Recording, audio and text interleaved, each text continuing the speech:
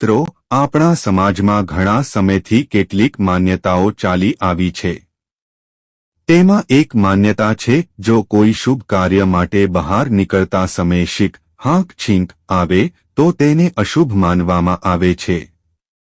આજે આપણે આ વિષયને શાંતિપૂર્વક સમજવાનો પ્રયાસ કરીએ। સૌપ્રથમ સમજીએ કે આ માન્યતા ક્યાંથી આવી હશે। પ્રાચીન સમયમાં લોકો પ્રકૃતિ અને શરીરના સંકેતોને ખૂબ મહત્વ આપતા। જ્યારે કોઈ કાર્ય શરૂ કરતા સમયે અચાનક હાંક આવતી ત્યારે તેને એક સંકેત તરીકે જોવામાં આવતું। લોકો માનતા કે કદાચ શરીર અથવા મન તૈયાર નથી, એટલે થોડું રોકાઈને ફરી વિચારવું જોઈએ। ઘણા ઘરોમાં આજે એવું જોવા મળે છે કે જો બહાર જતા કોઈને હાંક આવે તો થોડો સમય બેસી રહે છે, પાણી પીવે છે, ભગવાનનું નામ લે છે અને પછી આગળ વધે છે। આ માન્યતા ડર માટે નહોતી, પરંતુ સાવચેતી માટે હતી।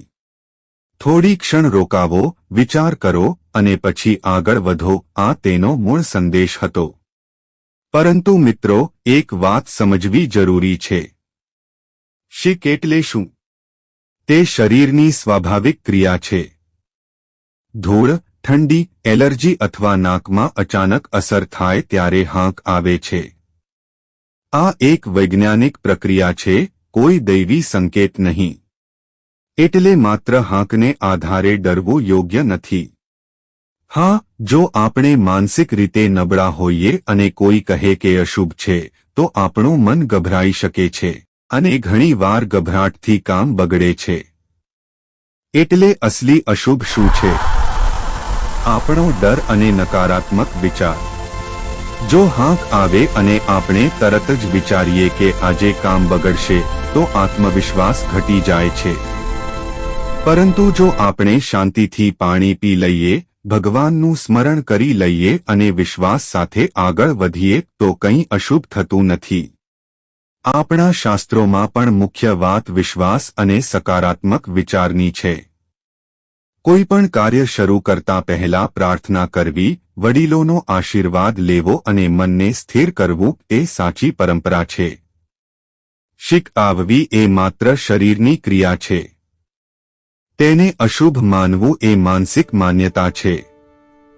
આજના સમયમાં આપણે સમજદારીથી વિચારવું જોઈએ। પરંપરાનું સન્માન કરો, પરંતુ અંધશ્રદ્ધાથી દૂર રહો। મિત્રો, જીવનમાં સફળતા માટે સૌથી મોટી વસ્તુ છે આત્મવિશ્વાસ। જો તમારું મન મજબૂત છે, વિચાર સકારાત્મક છે અને ઈરાદા સારા છે, તો કોઈ પણ નાની ઘટના તમને રોકી શકતી નથી। જો ક્યારેક હાંક આવે અને ઘરમાં કોઈ કહે કે થોડું બેસી જાઓ, તો ગુસ્સો ન કરો। શાંતિથી 2 મિનિટ બેસી જાઓ, પાણી પીવો, ભગવાનનું નામ લો અને સ્મિત સાથે આગળ વધો। આ રીતે પરંપરા પણ જળવાશે અને આત્મવિશ્વાસ પણ મજબૂત રહેશે। યાદ રાખો, અશુભ સમય કે સંકેતથી વધારે શક્તિશાળી છે તમારું મન।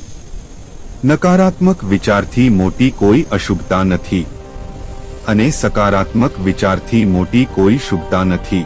આથી શીખને ડર તરીકે નહીં, પરંતુ એક નાનકડો વિરામ સમજો। વિશ્વાસ રાખો, હિંમત રાખો અને સકારાત્મકતા સાથે જીવન જીવો। જય શ્રી કૃષ્ણ।